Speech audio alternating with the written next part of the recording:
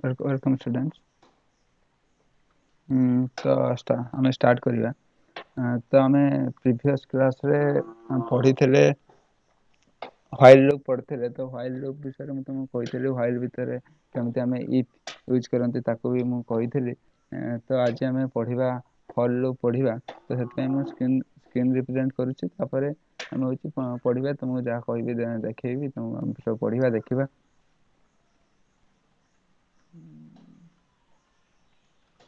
तुम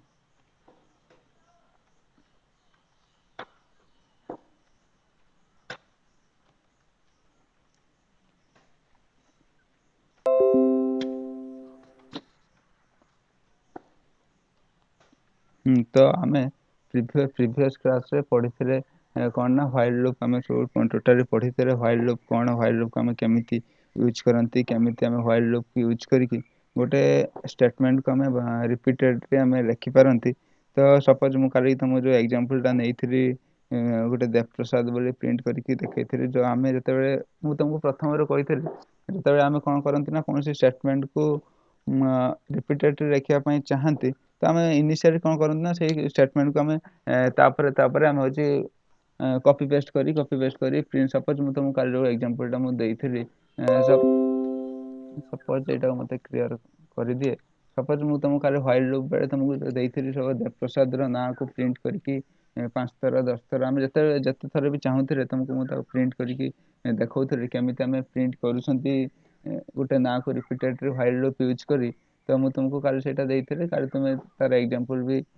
किसी प्रोग्राम भी काली करी। तो आउ किसी भी दुईटा भी असाइनमेंट देती जो मैंने भी असाइनमेंट न कर तो मुझे आंसरटा भी ग्रुप रे पठे देती। तो देखिए तो व्हाइल लूप आम मुझे तुमको प्रथम कही आम दुईटा लूप अच्छी गोटे है व्हाइल लूप गोटे है फॉर लूप। तो इनिशियली आम व्हाइल लूप पढ़ी थे। तो व्हाइल लूप रे आम कौन करते ना प्रथम इनिशियलाइज करूँ आई को आम इनिशियलाइज करूँ वन हो कि जिते आम स्टार्ट करने चाहूँ प्रथम आम आई को इनिशियलाइज करूँ। देन आम कौन करूँ ना आमर कंडीशन लिखुले। देन जिते से कंडीशनटा ट्रू होता तो से भीतर स्टेटमेंट एग्जीक्यूट होता। तो तापर आम कौन करूँ ना ताको जस्ट इंक्रीमेंट करूँ। इंक्रीमेंट माने आई रैल्यू को आम बढ़ाऊे। तो तापर आम कौन करूँ ना तो जिते हूँ फॉल्स स्टेटमेंट आसे तो से आम कौन ना आउट ऑफ द लूप को जंप कर जाए। तो से जो सिंपल एग्जांपलटा देती तो काले भूली जाइए आउ थे तुमको देवाक चाहूँगी। सपोज मुझे कौन करते गोटे नंबर को मुझे प्रिंट करने चाहूँगी गोटे नंबर को मुझे रिपीटेडली सपोज मो ना को मुझे 10 थर प्रिंट करने चाहूँगी। तो मुझे तुमको काली देखी थी व्हाइल लूप थ्रू रे। तो आज भी तुमको आउ थे से व्हाइल लूपटा कहीदे काले भूल जाइए। तो व्हाइल लूप आम लिखापी फास्ट कौन करती ना इनिशियलाइज करती आई इक्वल टू 1 आम फास्ट स्टार्ट कले। देन आम कौन कले ना तो आम तापर कौन कले ना आई जो 1 आम स्टार्ट कले। देन आम कौन कले ना गोटे कंडीशन देले व्हाइल व्हाइल बोली लिखिक आम कंडीशन लिखिले। तो व्हाइल आम केते थर लिखापी चाहते लेट्स से 10 थर आम लिखापी चाहूँगी। तो से आम कंडीशन देले कौन ना while i less than 10 less than equal to 10 ता माने हूँ जिते जाए आई रैल्यू 10 कि 10 ठारू कम से जाए से प्रिंट कर कौन प्रिंट कर ना मो नाटी को प्रिंट कर। व्हाइल लूप माने से कौन सी स्टेटमेंट को रिपीटेडली प्रिंट करार थे तो आम व्हाइल लूप यूज करती फॉर लूप यूज करती। फॉर लूप या आम पढ़ा। तो मुझे व्हाइल लूपटा आउ थे तुमको कहीदे सपोज मो ना मुझे प्रिंट करने चाहूँगी 10 थर। तो आम सिंपली कौन कर ना कॉपी पेस्ट 10 थर कले भी सी प्रिंट प्रिंट तुषार प्रिंट तुषार प्रिंट तुषार एमती करके 10 थर भी कॉपी पेस्ट कले भी हमको आउटपुट 10 थर दब। किंतु आम मानुआली न करके आम इंस्ट्रक्ट करवा कंप्यूटर को से जमी आम सब कम करदेव। आम जस्ट अल्प कोड लिखा से कि सब बुझिकी आम जमी करदेव। तो मुझे तुमको काली मुझे मुझे कौन कर आई रैल्यू को इंक्रीमेंट करुच्ची i equal to i plus 1। तुम जेहतु बिगिनर्स मुझे कही बुझीपार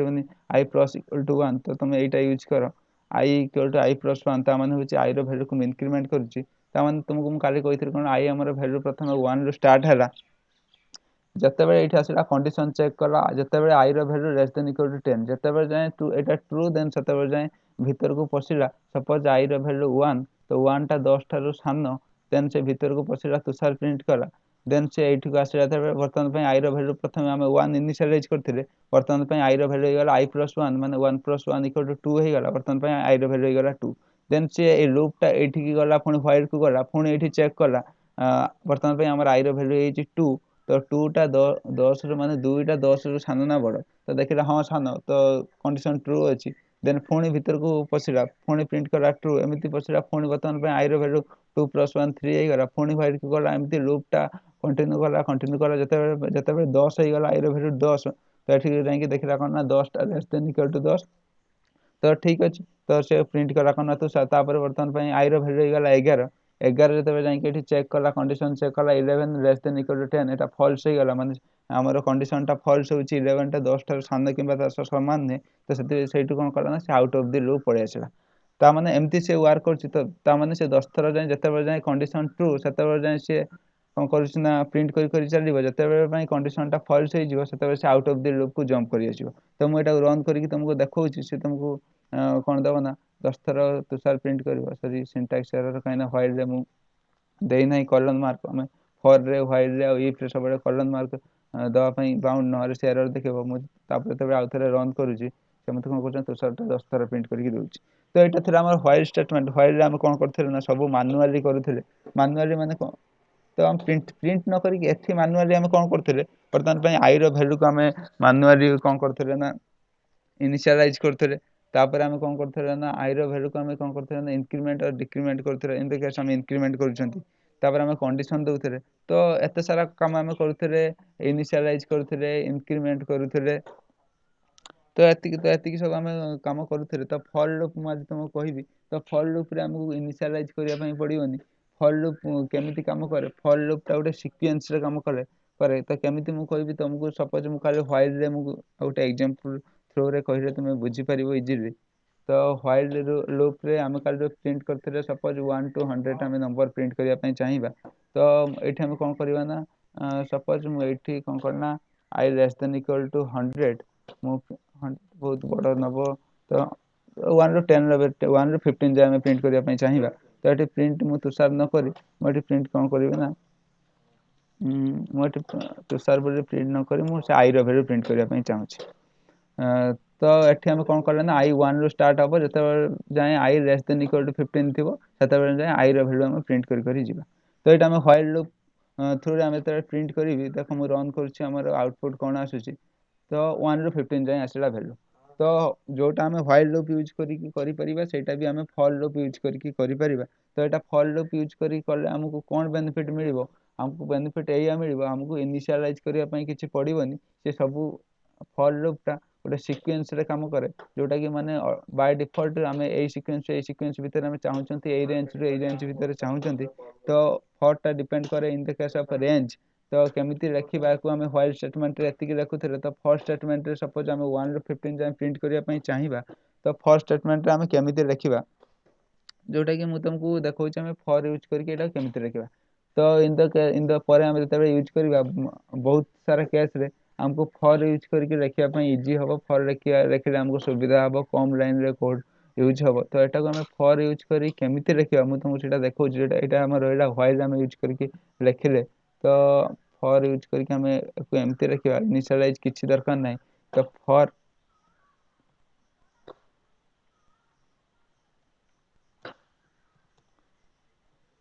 हमें आगुरु पढ़ी छंती रेंज तो रेंज माने सर्टन रो स्टार्ट है कि किछि गोटे अमाउंट रो स्टार्ट है कि किछि गोटे अमाउंट जाय ता भीतर जहा रहइबो सेटा रेंज तो एटा तुम बुझी परिबो म आउट एग्जांपल देले तुम सब बुझी परिबो तो मटे कोन लिखिले फॉर आई इन रेंज म आगुरु कहितले आई इन रेंज करते ना 15 आ गोटे कथा 15 माने एटा आमे कोट स्टार्ट करिया पई चाहछन 1 रो स्टार्ट करिया पई चाहछन आ गोटे कथा कहितले तुमको रेंज रे सेटा सब बेले जोटा हम लास्ट वैल्यू कोनती ताकू एक्सक्लूड करे माने ताकू होची एक्सक्लूड करे माने ताकू बाद दे दे ता माने हम जदी 15 जाय एठी वैल्यू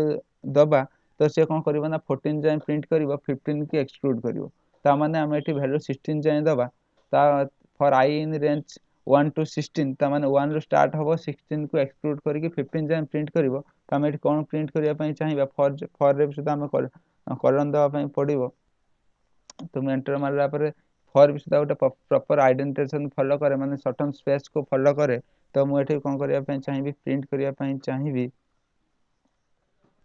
आई को मु प्रिंट करिया पई चाहिबी बस जोटा कि हमें करूथले होची एते सारा कंडीशन यूज करथिले इनिशियलाइज करथिले तापर कंडीशन दउथिले कंडीशन पर इंक्रीमेंट किबा डिक्रीमेंट करूथिले तो एठी कोन हला ना फॉर लूप हम यूज करले गोटे रेंज यूज कर देले 1 टू 16 तापर हम रन करबी कोड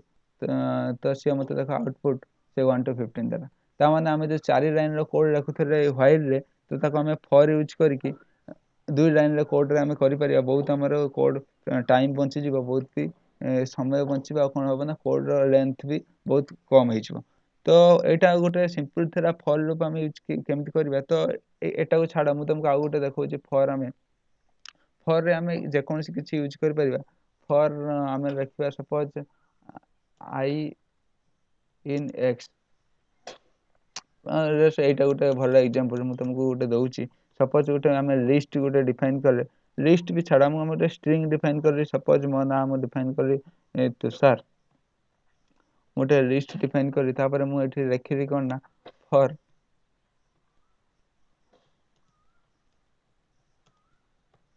तम सॉरी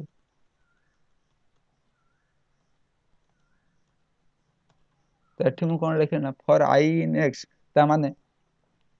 आई टा आई गोटे वेरिएबल तो तार वैल्यू कोन ना एक्स एक्स भितर फॉर आई इन एक्स माने एक्स हम प्रथमे डिफाइन करछन्ते T U S H A R तो एठी मु देखो प्रिंट कर साला पर तमे बुझी परिबो फॉर आई इन एक्स तो एंटर एंटर मारछि तापर मु प्रिंट करछि आई तो एठी तमे भाबुथबा आउटपुट कोन आसीबो तो तमे निजे भी भाबी परिबो आउटपुट कोन आसीबो काना फॉर आई इन एक्स माने आई गोटे वेरिएबल जोटा कि हम प्रिंट करिबा तो एक्स भितर माने एक्स रो वैल्यू को हम एटा असाइन करछन्ती ता माने यार वैल्यू ही आसीबो ता माने हम कोन करले फॉर आई इन एक्स माने आई रो वैल्यू हम प्रिंट करिबा जोटा कि एक्स भितर अछि ता माने यार इनडायरेक्टली यार वैल्यू को हम प्रिंट करिबा तो केमिति प्रिंट करिबा हम सपोज रन करके देखौछि तो एटी कोन दबा हमको आउटपुट कोन दबो टी यू एस एच एठी दरा तो 1 बाय 1 प्रिंट करा तो तुमे फॉर लूप रो प्रॉपर एग्जांपल फॉर लूप तमे हमें केमिति यूज करंती तो हमें जानि परिबो या पर तो हमें सब पैटर्न यूज करिबा पैटर्न को प्रिंट करिबा जोटा तुम कहिथिरि जो हाश हाश हाश हाश किबा स्टार स्टार स्टार गोटे राइट एंगल ट्रायंगल भलिया गोटे पैटर्न थिबो ताको केमिति हमें ड्रा करिबा बाय कोड यूज करिकि तो हमें एटा केमिति सब करिबा फॉर लूप तुमे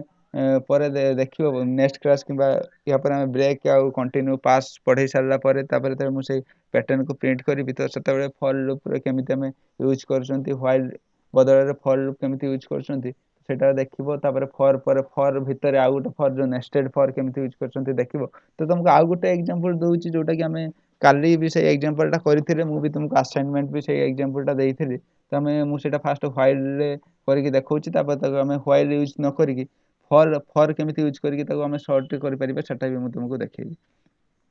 मु तुमको काली गोटे एग्जांपल देइथिली ना कोन ना 1 रो 100 भितर सेही संख्या गुडा को प्रिंट करिबा जो संख्या गुडा 2 किबा 3 द्वारा विभाज्य होतबो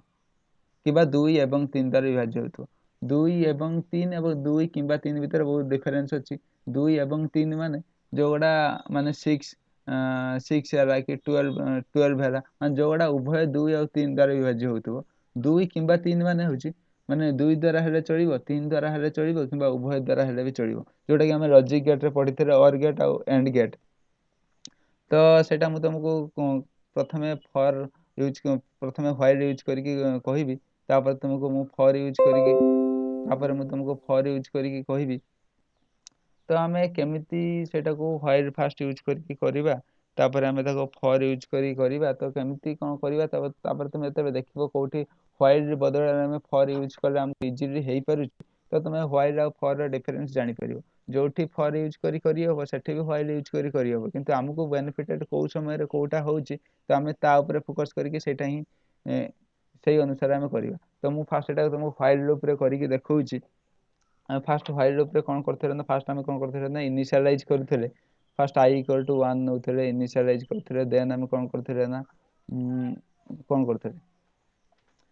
इनिशियलाइज पर हमें कंडीशन दउथिले कोन कंडीशन दउथिले व्हाइल हमें कंडीशन दउथिले सपोज मु 1 रो 100 भितर प्रिंट करिया पई चाहूची सपोज मु कंडीशन एठी कोन दउथिले ना for i less than equal to मु दउथिली condition i less than equal to 100 मु प्रिंट करिया पई while i less than equal to 100 तापर मु कौन करथिना गोटे इफ बोली गोटे स्टेटमेंट दउथिली जोठी आमे कौन करथिले ना कंडीशन चेक करथिले जदि सेटा ट्रू देन आमे प्रिंट करथिले केमिति प्रिंट करथिले हम तुमको देखौची तो आमे सिंपली कौन करथिले ना आई आमे प्रथमे इनिशियलाइज करथिले तापर आमे चेक करथिले while i less than equal to 100 तापर आमे कौन करथिले ना तापर ता व्हाइल भीतर आमे गोटे इफ स्टेटमेंट दउथिले इफ आई mod माने भाग शेष जोटा आमे रिमाइंडर कहंती i remainder 2 equal to 0 suppose आमे एंड एथरे नउचंती and i mod 3 equal to 0 ए केस आमे कोन करथिले ना आमे सिंपली होची प्रिंट करथिले कागो ना होची आई के आमे प्रिंट करथिले प्रिंट करिवा कोन ना आई के आमे प्रिंट करथिले तमे बुझी पारथु आमे केमिति करचंती म तुमको आउथर भी बुझाई देबी तो आमे कोन करथन तापर आमे इंक्रीमेंट करथिले कोन आई इक्वल टू आई प्लस 1 एटा केमिति होची तुमको कहि दोची टोटल आउथर काली भी कहिथिले आज भी आउथर म कहि दोची तो एठी कोन हला ना प्रथम आई रो वैल्यू 1 आसीला तो एठी आसीला कंडीशन चेक कला 1 लेस देन इक्वल टू 100 हां ठीक अछि तापर फण भीतर को पसला पर आउ गोटे कंडीशन चेक कला कोन जदी आईटा 2 द्वारा भाग कला पर भागशेष 0 रहउची एवं 3 द्वारा भाग कला बेलकु सुदा भागशेष 0 रहउची ताहाले से प्रिंट करबा आई को इन द केस ऑफ सब तापर कोन होती आई रो वैल्यू इंक्रीमेंट होउची 2 होउची 3 होउची 4 होउची 4 आला पर फण एठी ए फाइल लूप जाउची फण ए भीतरटा रन करची फण एठी जाउची तबे 101 हे जाउची तबे एठी फॉल्स आस जाउची पूरा आउट ऑफ द लूप को जंप करी आछी तो एमिति प्रिंसिपल रे से चालुची suppose in the case person पय 5 अछि 5 टा माने ए रूल को सैटिस्फाई करलानी तापर प्रिंट 5 को से प्रिंट करलानी तापर आसला इन द केस आसला 6 आसला तो 6 जे तबे आई रो वैल्यू 6 हे गला एठी गला देखिला 6 लेस देन इक्वल टू 100 हां ठीक अछि तो भीतर को पसिला तो 6 टा 2 द्वारा भाग करले भाग से 0 रहउची हां रहउची तापरे आउ गोटे कोन कंडीशन रहला 6 को 3 द्वारा भाग करले भी भाग से 0 रहउची ता माने दुईटा जाक कंडीशन जतबे ट्रू होउची ता माने से प्रिंट करबा आई रो वैल्यू को प्रिंट कर साला पर फोन इंक्रीमेंट हबो एमति हम करि करथले तो एटा हम जतबे प्रिंट करबी तो हमर आउटपुट कोन आसीबो ना आसीबो कोन आसीबो 6 आसीबो 12 आसीबो 18 आसीबो जो गोडा 2 एवं 3 उभय द्वारा विभाज्य सेही आउटपुट गोडा आसीबो तो मु सिंपली रन करी तुमको देखौची तो हमर आउटपुट कोन आसीला हां 6 आसीला 12 आसीला 24 आसीला 30 आसीला जोटा कि 2 एवं 3 द्वारा उभय विभाज्य तो एठी सपोज हम यदि और कर देबी तो आइदर 2 द्वारा विभाज्य किंबा 3 द्वारा विभाज्य किंबा उभय द्वारा विभाज्य हेले भी चलिबो तो मु एठी तुमको रन करी देखौची तो हमर कोन आसीबो 2 आसीबो 3 आसीबो 6 आसीबो 4 आसीबो 8 आसीबो 9 आसीबो तो हम सब आसीबो सपोज एटा बहुत सारा कोड अछि म तुमको देखौची फास्ट रो तो कोन आसीला 2 आसीला 3 आसीला 4 आसीला खाना 5 टा कोन द्वारा विभाजन सेतमे आसीला 6 आसीला 7 आसीला तो एटा होची तार प्रिंसिपल जोटा कि हम व्हाइल लूप यूज करी करले तो एटा को सिंपली हम फॉर लूप यूज करी करबा केमिति फॉर लूप यूज करी करबा तो देखो फॉर लूप यूज करले तीनटा लाइन को से गोटे लाइन रे कन्वर्ट कर दबो गोटे हला इनिशियलाइज गोटे हला कंडीशन गोटे हला इंक्रीमेंट देखो मु प्रथमे इंक्रीमेंट को काटी देली काइना फॉर लूप टा सीक्वेंस रे काम करले से ऑटोमेटिकली बाय डिफॉल्ट इंक्रीमेंट हे चले तो व्हाइल को मु कंडीशन को भी काटी देली कंडीशन काटी एया लिखली जस्ट कोन लिखली ना फॉर आई इन रेंज माने आई टा रेंज भीतर रहिला को रेंज भीतर रहिला 1 रु रहिला का भीतर 1 रु रहिला 101 भीतर काई कहिथिरा हम रेंज जते लास्ट जोटा यूज करबा तो सेटा सब बडे एक्सक्लूड हबो ता माने हम जदि 100 लिखिबा तो से 99 जे हमको इनपुट नबो तो 100 को से काउंट करिवन तो सेते हम +1 सब बडे नबा तो या पछरे रीजन होची काई ना एज पर इंडेक्स वैल्यू से इंसर्ट करे तो जेहेतु 0 टा एज इंडेक्स नंबर 1 इंसर्ट हो जाए तो सेते पई हमको गुटे अधिक नबा पई पड़े तो एटा मु देखो प्रिंट करबी तो से आउटपुट से समान दबो तो हमको एठी कोन करिया पई पड़लानी हमको एठी माने इनिशियलाइज करिया पई पड़लानी किबा कंडीशन चेक करिया पई पड़लानी किबा इंक्रीमेंट किबा डिक्रीमेंट करिया पई पड़लानी हमको जस्ट गुटिया लाइन रे कर देरे कोन फॉर आई इन रेंज माने आई टा का भीतर रहिबो 1 रु 101 भीतर रहिबो माने 1 रु स्टार्ट होबो 100 जाए तो ता भीतर जदी आई टा 2 द्वारा विभाज्य होची किबा आई टा भी 3 द्वारा विभाज्य होची तार प्रिंट करबा आई तो मु एटा को रन करछि रन कोड रन मैन करछि तो से मत output sorry i in range मठी कॉलम देई नै आई रे फॉर थोड़ा फॉर व्हाइल तो एथिरे सब इफ एल्स तो एथिरे कलन देवा ପାଇଁ ପଡିବ। ତ ମୁଁ କଲନ୍ ଦେଲା ପରେ ତେବେ ରନ୍ କରୁଛି ତ ସେ ମୋତେ ଆଉଟପୁଟରେ ଦେଖ ସେଇ ଦଉଛି 2 ଦ୍ୱାରା ବିଭାଜ୍ୟ କିମ୍ବା 3 ଦ୍ୱାରା ବିଭାଜ୍ୟ କିମ୍ବା ଉଭୟ ଦ୍ୱାରା ବିଭାଜ୍ୟ ତ ମୋତେ ଆଉଟପୁଟ ସେ ଦଉଛି। ତ ସପୋଜ ମୁଁ ଏଟାକୁ ବି ଅର୍ କରିକି ବି ତୁମକୁ ଦେଖେଇ ଦଉଛି, ସରି ଏଣ୍ଡ କରିକି ବି ମୁଁ ତୁମକୁ ଦେଖେଇ ଦଉଛି କେମିତି ଆମେ କରିପାରିବା। ରନ୍ ମ୍ୟାନ୍ ମୁଁ କରୁଛି ତ ରନ୍ ମ୍ୟାନ୍ କରିକି ତୁମକୁ ଦେଖେଇ ଦଉଛି ତ ସେ ଆସୁଛି। ତ ତା ମାନେ ଦେଖ ଆମେ ହ୍ୱାଇଲ୍ ଲୁପକୁ ୟୁଜ୍ ନ କରି ଫର୍ ଲୁପ୍ ୟୁଜ୍ କରି ସେଇ ସମାନ କୋଡକୁ ସେ ସମାନ ଇନପୁଟକୁ ସେ ସମାନ ଆଉଟପୁଟକୁ ଆମେ କେମିତି ଦେଖେଇ ପାରିଲେ, ଯୋଉଠି ଆମକୁ ଇନକ୍ରିମେଣ୍ଟ କରିବା ପାଇଁ ପଡୁଥିଲା, ଇନିସିଆଲାଇଜ କରିବା ପାଇଁ ପଡୁଥିଲା, କଣ୍ଡିସନ ଦେବା ପାଇଁ ପଡୁଥିଲା, ତ ସେତେବେଳେ ଫର୍ ଲୁପ୍ ଆମକୁ କ'ଣ କଲା ନା ସବୁ ଅଟୋମେଟେଡ୍ କରିଦେଲା, ସବୁ ତା ଭିତରେ କରିଦେଲା। କାହିଁକି କରିଦେଲା? କାହିଁକିନା ସେଟା ଗୋଟେ ସିକ୍ୱେନ୍ସକୁ ଫଲୋ କରେ। ଆଉ ଗୋଟେ ତମକୁ ମୁଁ ରେଞ୍ଜ ପଢିଥିଲା ବେଳେ କହିଥିଲି, ସପୋଜ ମୁଁ ଏଇଟା ତୁମକୁ ଆଉ ଗୋଟେ ଏଇଠି ବି କହିଦେଉଛି ଆଉ ଥରେ। ସପୋଜ ଏଠି ଆମେ କଣ୍ଡିସନ ଚେକ୍ ନ କରି ମୁଁ କ'ଣ କରିବା ନା, ତ ଏଇଟା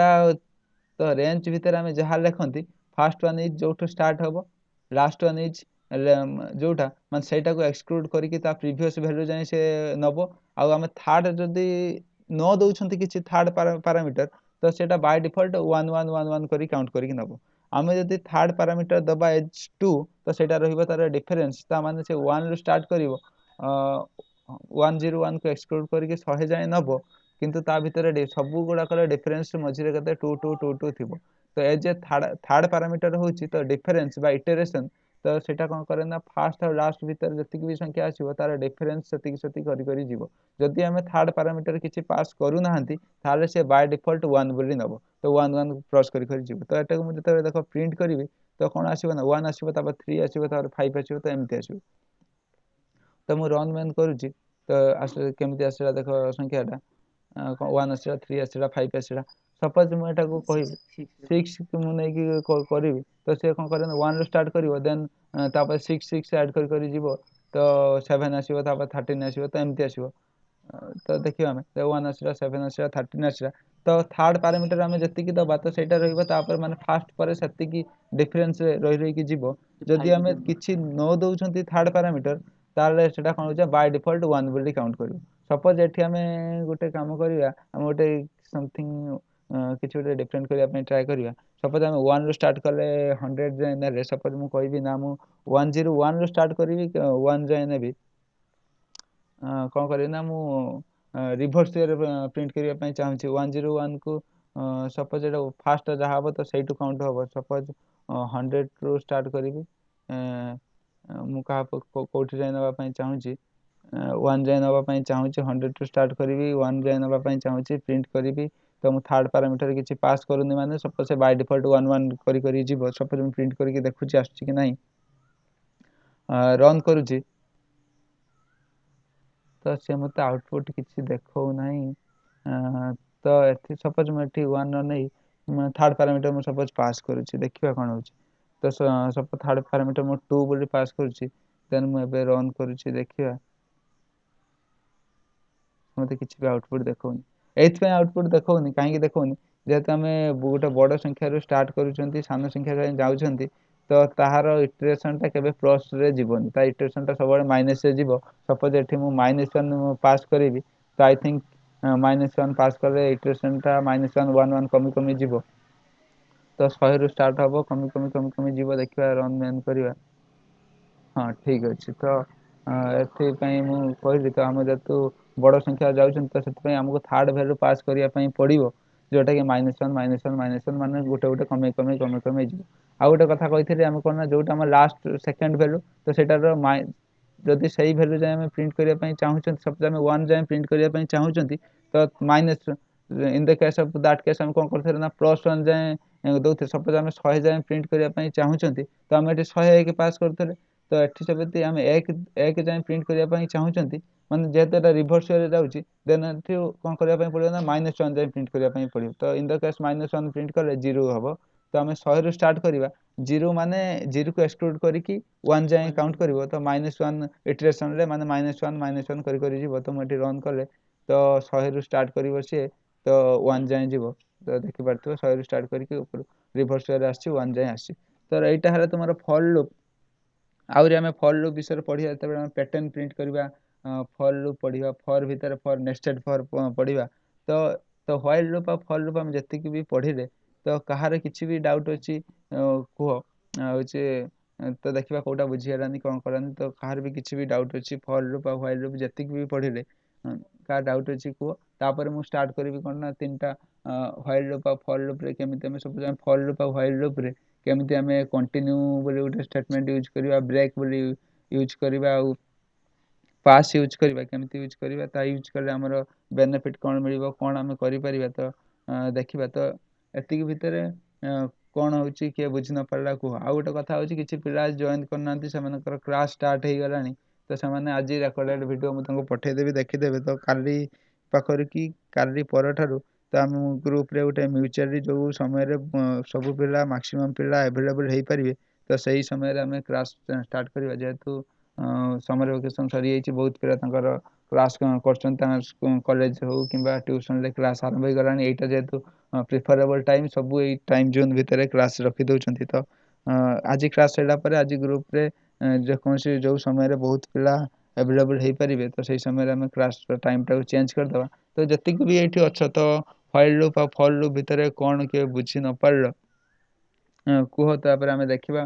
ତା ମାନେ ନୁହେଁ ଯେ ମୁଁ ସବୁ ଜାଣିଛି, ତୁମେ ମୋତେ କିଛି ପଚାର ତ ଆମେ ଏକ୍ସପେରିମେଣ୍ଟ କରିବା, ଦେଖିବା,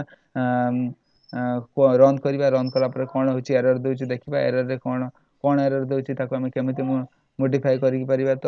ଯେତିକି ମୁଁ କହିଛି ହ୍ୱାଇଲ୍ ଲୁପ୍ ଆଉ ଫର୍ ଲୁପ୍ ବହୁତ ମୁଁ ବେସିକ୍ ଜିନିଷ କହିଛି। ତ ୟା ପରେ ଏତେ ବି ତୁମେ ଯେକୌଣସି ଗୋଟେ କମ୍ପାନୀକୁ ଯିବ, ସିଏ କ'ଣ କରିବେ ନା ଜଷ୍ଟ ତୁମକୁ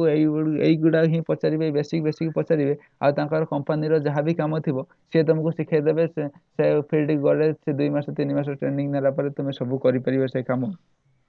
ଜଷ୍ଟ ସେଥିପାଇଁ ତୁମକୁ ବେସିକ୍ ନଲେଜ୍ ଥିବା ଦରକାର। ଇଫ୍ କେମିତି ୟୁଜ୍ କରାଯାଏ, ଏଲ୍ସ କେମିତି ୟୁଜ୍ କରାଯାଏ, ଇଫ୍ ଏଲ୍ସର ସିଣ୍ଟାକ୍ସ କ'ଣ, କେମିତି ଆମେ କଲନ୍ ୟୁଜ୍ କରନ୍ତି, କେଉଁଠି ୟୁଜ୍ କରନ୍ତି, କେମିତି ଆମେ ଇଟରେସନ୍ ଫଲୋ କରନ୍ତି। ତ ଯେତିକି ବି ଏଇଠି ଅଛ ତ ଆମେ କିଏ ବି ବୁଝି ନ ପାରିଲେ ହେଉଛି ଇଫ୍ ଏଲ୍ସ ଷ୍ଟେଟମେଣ୍ଟ, ଅଲିଭା ହଉ କି ଦୀପ୍ତି ହଉ କି ସଂଯୁକ୍ତା ଯିଏ ବି ଅଛ ତ ହେଉଛି କ'ଣ ବୁଝି ନ ପାରିଲ ଇଫ୍ ଏଲ୍ସ ପାଖରୁ ଷ୍ଟାର୍ଟ କରି ହଉ କି ହ୍ୱାଇଲ୍ ହଉ କି କିମ୍ବା ଫର୍ ଲୁପ୍ ହଉ, କିଛି ବି ଯଦି ନ ବୁଝିପାରିଲ ମୁଁ ଆଉଥରେ କହିବି, ଦେଖିବା କ'ଣ ହେଉଛି। ଇନପୁଟ୍ ତୁମେ କହିବ, ମୁଁ ଆଉଟପୁଟ୍ ତୁମକୁ ଦେଖେଇବି କ'ଣ ହେଉଛି। ତ କିଏ କ'ଣ ବୁଝି ନ ପାରିଲା କୁହ। ଯଦି ସବୁ ଠିକ୍ ଅଛି ଦେନ୍ ମୁଁ ଷ୍ଟାର୍ଟ କରିବି ନେକ୍ସଟ ଯେଉଁଟାକି ରହିଲା ହେଉଛି ବ୍ରେକ୍, କଣ୍ଟିନ୍ୟୁ ଆଉ ପାସ୍। ତ କିଛି ବି ଯଦି ବୁଝି ନ ପାରିଲ କୁହ କିଏ।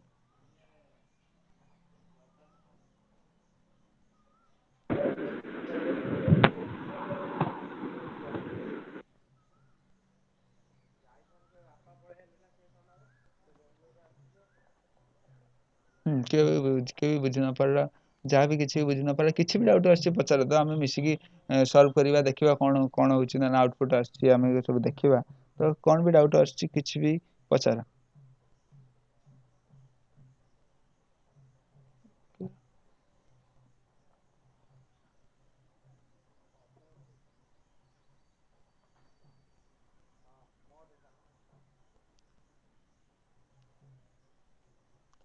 ଠିକ୍ ଅଛି ଦୀପ୍ତିମୟୀ କି ସଞ୍ଜିତା, କିଛି ବି ଡାଉଟ୍ ଅଛି ଯଦି ନ ଅଛି ତାହେଲେ ଆମେ ନେକ୍ସଟ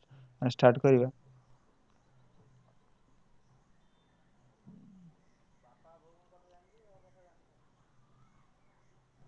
କିଛି ବି ଡାଉଟ୍ ଅଛି, ଯଦି କିଛି ନ ଅଛି ତାହେଲେ ମୁଁ ଷ୍ଟାର୍ଟ କରିବି।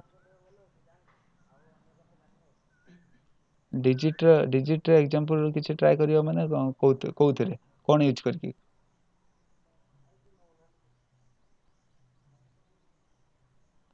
ଡିଜିଟ୍ରେ ଏକ୍ଜାମ୍ପଲ୍, ହଁ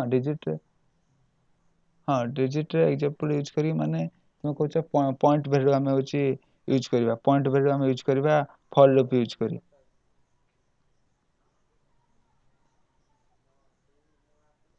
ମାନେ ଫର୍ ଲୁପ୍ରେ ପଏଣ୍ଟ ଭ୍ୟାଲୁ ୟୁଜ୍ କରି କରିବା ନା କ'ଣ କହୁଛ ତୁମେ ହେଉଛି ମାଇକ୍ ଅନ୍ କରି କୁହ, ଆମେ ଦେଖିବା କ'ଣ କରିବା। ହଁ ତ ଫର୍ ଲୁପ୍ ମୁଁ ତୁମକୁ କହିଲି, ଫର୍ ଲୁପ୍ରେ ଆମେ ପଏଣ୍ଟ ଭ୍ୟାଲୁ ଆମେ ନେଇପାରିବେ କି ନାହିଁ। ତ ମୁଁ ତୁମକୁ କ'ଣ କହିଲି, ଲାଷ୍ଟରେ ଆମେ ଯେଉଁଟା ପାସ୍ କଲେ ସେଇଟା ହେଉଛି ଆମର ଡିଫରେନ୍ସ। ସପୋଜ ମୁଁ ତୁମକୁ ଇଣ୍ଡିକେଟ୍ ସେଇଠି ତୁମକୁ ଦେଖାଉଛି। ତ ଏଇଠି ଆମେ ନେଲେ କ'ଣ ନେଲେ ନା ହେଉଛି 1ରୁ ଷ୍ଟାର୍ଟ କଲେ ତ ଆମେ 100 ଯାଏଁ ନେବା। ସୋ 100 ବହୁତ ବଡ଼ ହେଇଯାଉଛି। ସୋ 1ରୁ ଷ୍ଟାର୍ଟ କଲେ 10 ଯାଏଁ ଆମେ ନେଲେ ତ ଥାର୍ଡ଼ ଆମେ ଯେଉଁଟା ଆମେ ପାସ୍ କରିବା ସେଇଟା ହେଉଛି ମୁଁ ତୁମକୁ କହିଲି ଇଟରେସନ୍ ବା ହେଉଛି कौन ना सेटा डिफरेंस सपोज आम ये वन पास कला बेलू सी कौन करता ना वन वन करके नौला कि टू पास कला बेले टू टू नहीं जाऊला तो आम जब ये कौन करवा ना 0.5 पास करवा देन से डिफरेंस टा 0.55 कर जीव ताने हूँ से वन प्रिंट कर देन 1.5 प्रिंट कर देन टू प्रिंट कर देखा देखा हूँ कि नहीं भल क्वेश्चन देखा ट्राए करवा मुझे ट्राए करनी आई थिंक आसो ठीक आसो सॉरी आसलानी कौन आसला कौन i in range float object can हाँ ता माने होछि सेटा हम करि परिबानी रेंज रे फ्लोट सपोर्ट नियनि तो होछि तुम जेटा पचार जोटा हम होछि फ्लोट हम यूज करि परिबानी रेंज रे तो एटा होछि ओनली इंटीजर ही नबो इंटीजर रेंज रे by default integer he support करबे जोठी हम देखले टाइप एरर म तुमको एठी देखाइ दोछि टाइप एरर रेखिला कोन देखो float object cannot be interpreted as an integer ता माने होछि एठी इंटीजर को हम करि परिबानी तो एठी कोन करबानी एठी वन वे रे होई परिबो आई थिंक वन वे आम कर सपोज यहाँ को मुझे कौन करना देखा ट्राए कर तो मुझे सपोज मुझे कौन कर जोटा कि हम प्रीवियस क्लास करते इंटीजर को कन्वर्ट कर फ्लोट को कन्वर्ट करते सपोज मुझे एक्स गोटे वेरिएबल नेली ता भीतर मुझे कौन करना फॉर जहाँ भी वैल्यू आसूँ मुझे कौन करना फ्लोट को कन्वर्ट कली बुझीपार तो फ्लोट को मुझे कन्वर्ट कली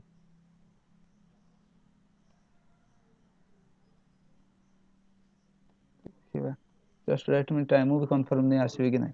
तो मुझे जस्ट ट्राए करने चाहूँगी तो कौन कला ना जहाँ आमर वैल्यू ये मुझे सपोज पास करी 0.5 देखा तो कौन करवा ना कौन है वन रु स्टार्ट कर 10 जाए जीव तो डिफरेंट 0.5 0.5 नहीं जीव ताने आम चाहते वन आसो देन 1.5 आसो देन 2 आसो देन 2.5 आसो देन एमती आसो तो से एज बाय डिफॉल्ट से कौन कर ना आई को print for i in range को प्रिंट करूला तो आई थिंक हेनी कहीं हेनी देखा ट्राए कर तो जेहेतु आम एक्स भितर ता भैल्यू को असाइन कर आई प्रिंट न करी तुम कौन करवा ना एक्स प्रिंट करवा देखा रन करके देखा हो कि नहीं ना सिंटैक्स एरर कहीं ना तो आम यहाँ व्हाइल लूप रे देखा फॉर लूप रे हो नहीं तो फॉर लूप रे आम जान गोटे कथा कौन फॉर लूप रे फ्लोट वैल्यू असाइन करी हुए जोटा कि आम व्हाइल लूप रे ट्राए करके देखा व्हाइल लूप रे हम कौन करबा इनिशियलाइज करबा सपोज आई इक्वल टू 1 रु हम इनिशियलाइज करे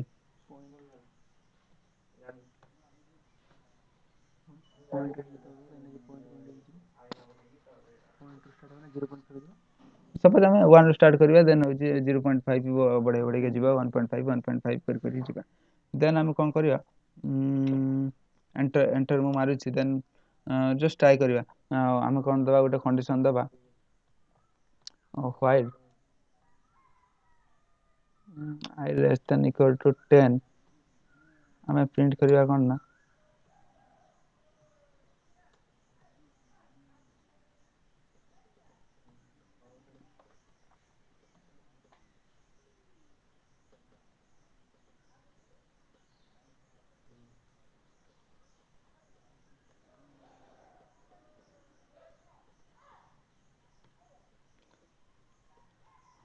तापर आम इंक्रीमेंट करबा तो इंक्रीमेंट करबा ठीक अच्छे आई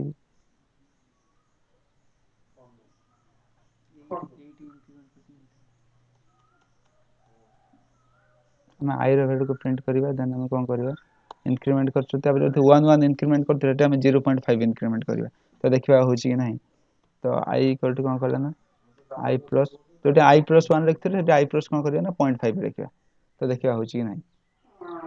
ता माने मु कौन करिया पई चाहूची तो जोटा कि हमें देखुथरे एठी कौन करता आई रो वैल्यू हम 1 रु स्टार्ट करले देन देखले 1 टा लेस देन इक्वल टू 10 ठीक अछि देन से आई रो वैल्यू को प्रिंट करिवो देन से एठी कौन करिवो ना आई रो वैल्यू को 1 ऐड न करी त कौन करिवो ना 0.5 ऐड करिवो पुन ए जाय कि वर्तमान पई आई रो वैल्यू जो 1.5 तो एठी से देखबो 1.5 टा 10 रु सामना के बड़ देन से एमती लूप टा पुनी कंटिन्यू करिवो एतबे 10 रु बड़ होई जिवो माने 10.5 होई जिवो 10.5 टा 10 ठारू सानो नुहे किंबा समान नुहे सेठी से आउट ऑफ द लूप पड़े आसीबो देखियो एटा हम होची प्रिंट करबा रन करबा कोन आछे आउटपुट सॉरी मु फाइल लूप रे देई नहीं होची कॉलम देई नहीं देन मु रन करची तो एठी आसीला देखा होची ठीक ठीक ଆସିଲା ତା ମାନେ ହେଉଛି ଆମେ ଯେତେବେଳେ ପାଇଁ ଫ୍ଲୋଟ୍ ୟୁଜ୍ କରିବା ତ ସେତେବେଳେ ପାଇଁ ଆମେ ଫ୍ଲୋଟ୍ ଯେତେବେଳେ ୟୁଜ୍ କରିବା ସେତେବେଳେ ପାଇଁ ଫର୍ ଲୁପ୍ ଆମେ ୟୁଜ୍ କରିପାରିବା ନାହିଁ କାହିଁକିନା ଫର୍ ଲୁପ୍ ବାଇ ଡିଫଲ୍ଟ କ'ଣ କରେ ନା ଇଣ୍ଟିଜର ନିଏ ଆଉ ହେଉଛି ହ୍ୱାଇଲ୍ ଲୁପ୍ ଯେତେବେଳେ ଆମେ କିଛି ଫ୍ଲୋଟ୍ ବି ଦରକାର ସେତେବେଳେ ଆମେ ହ୍ୱାଇଲ୍ ଲୁପ୍ ୟୁଜ୍ କରିବା ଆଉ ଏଇଠି ଆମେ ଯେଉଁ ଇନକ୍ରିମେଣ୍ଟଟା କରୁଥିଲେ କ'ଣ କରୁଥିଲେ ନା 1 ଇନକ୍ରିମେଣ୍ଟ କରୁଥିଲେ ତ ଏଇଠି ଆମେ ଚାହିଁଲେ କ'ଣ କରିବା 0.3 ବି ଇନକ୍ରିମେଣ୍ଟ କରିପାରିବା ତା ମାନେ ହେଉଛି ଆଇର ଭ୍ୟାଲୁ 0.3 ବଢ଼ି ବଢ଼ି ଯିବ ତ ମୁଁ ଏଠି ରନ୍ କରିକି ତୁମକୁ ଦେଖାଉଛି ତ 1ରୁ ଷ୍ଟାର୍ଟ ହେବ ତ ଦେଖାଉଛି 0.3 ତ ଆସିଲା 1.3 ଆସିଲା ତ 1.6 ଆସିଲା ତ 1.9 ଆସିଲା ଦେନ୍ 2 ଆସିଲା ତ ଏମିତି ସବୁ ହେଉଛି ନା ଯାହା ବି 0.3 ବଢ଼ି ବଢ଼ି ତାପରେ 2.2 ଆସିଲା 2.5 ଆସିଲା ତ ଏମିତି ବଢ଼ି ଗଲା ତ ହୋପ୍ ଏଇଟା ହେଉଛି ତୁମେ ବୁଝିପାରିଥିବ ତ ଆମେ ଯେତେବେଳେ ଫର୍ ଲୁପ୍ ୟୁଜ୍ କରିବା ସେତେବେଳେ ଆମେ ହେଉଛି ଇଣ୍ଟିଜର ଓନ୍ଲି ନେବା ଫ୍ଲୋଟ୍ ପଏଣ୍ଟ ନେଇପାରିବାନି ଆଉ ଯେତେବେଳେ ଆମେ ଫ୍ଲୋଟ୍ ନେବା ପାଇଁ ଚାହିଁବା ସେତେବେଳେ ଆମେ କ'ଣ କରିବା ନା ହ୍ୱାଇଲ୍ ଲୁପ୍ ୟୁଜ୍ କରିବା ବୁଝିପାରିଲ ନା ନାହିଁ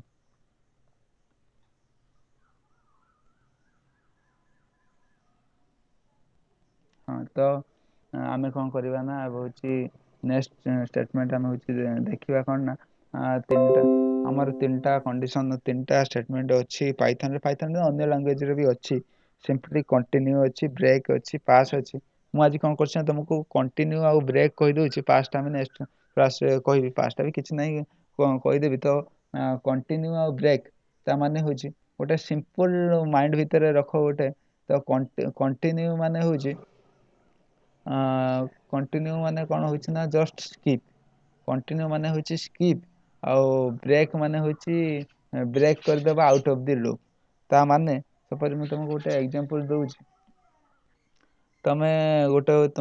ଆମେ ଚାହୁଁଛନ୍ତି ହେଉଛି ଗୋଟେ ଦୋକାନ କରିବା ତ ଦୋକାନରେ ଆମେ ହେଉଛି କ'ଣ କରିବାନି ଦୋକାନୀ ରଖିବାନି ସପକିପର ରଖିବାନି ଆମେ କ'ଣ କରିବା ନା ଆସିବ ଲୋକ ଆସିବ ସପୋଜ ଆମେ ଗୋଟେ କ'ଣ ଚକୋଲେଟ୍ ଦୋକାନ କରିବା ସେଠି ଓନ୍ଲି ଚକୋଲେଟ୍ ମିଳିବ ତ ଲୋକ ଆସିବ କ'ଣ କରିବ ନା ଆମେ ଗୋଟେ ତାକୁ ଡିଜିଟ୍ ଗୋଟେ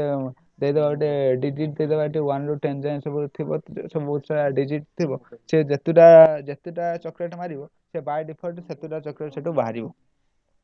ତ ଆମେ ସେମିତି ଗୋଟେ ଦୋକାନ କରିବା ପାଇଁ ଚାହୁଁଛନ୍ତି ଯୋଉଠି ଆମେ ଚକୋଲେଟ୍ ଓନ୍ଲି ବିକିବା ତ ସେଇ ଦୋକାନରେ କ'ଣ କରିବା ନା ଯେତେଟା ସେ ଚକୋଲେଟ୍ ସେ ମାରିବ ସେତେଟା ଚକୋଲେଟ୍ ସେ ବାହାରିବ ସପୋଜ ଆମ ପାଖରେ ଷ୍ଟକ୍ ଅଛି 10ଟା ଚକୋଲେଟ୍